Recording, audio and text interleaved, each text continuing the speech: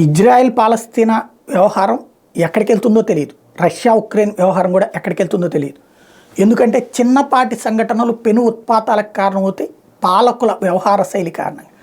ప్రస్తుతం జరుగుతున్నటువంటి Israel Hamas మధ్య యుద్ధం జరుగుతుంటే హమాస్కి తోడుగా Hezbollah, Houthi, Islamic resistance force, Islamic jihadist force అనే తీవ్రవాద సంస్థలు యుద్ధం చేస్తూ ఉంటే ప్రపంచాన్ని బెదిరించడం కోసమని ప్రపంచ వాణిజ్య నౌకల మీద దాడులకు పాల్పడుతుంటే దాన్ని నియంత్రించడానికి అమెరికా, బ్రిటన్ తదితర దేశాలకు సంబంధించినటువంటి యుద్ధ నౌకలు ఎర్ర సముద్రంకి వచ్చి వాణిజ్య నౌకల్ని కాపాడుతూ ఉంటే అయినా సరే మెరుపు దాడులు చేస్తున్నటువంటి హౌతీ తీవ్రవాదులకి మద్దతుగా పంపించిందో, లేదంటే మొన్ననే చైనా వాళ్ళ వాణిజ్య నౌక రష్యాకి అనుకూలంగా ఉండేటటువంటి దేశాల వాణిజ్య నౌకల మీద కూడా దాడులు జరిగినందుకు గాను తమ వాళ్ళని తాము రక్షించుకోవడానికి పంపించిందో తెలియదు. కానీ రష్యా ఇప్పుడు తాజాగా 2 యుద్ధ నౌకల్ని ఎర్ర సముద్రానికి పంపించింది, యుద్ధ నౌకల్ని ఏకంగా.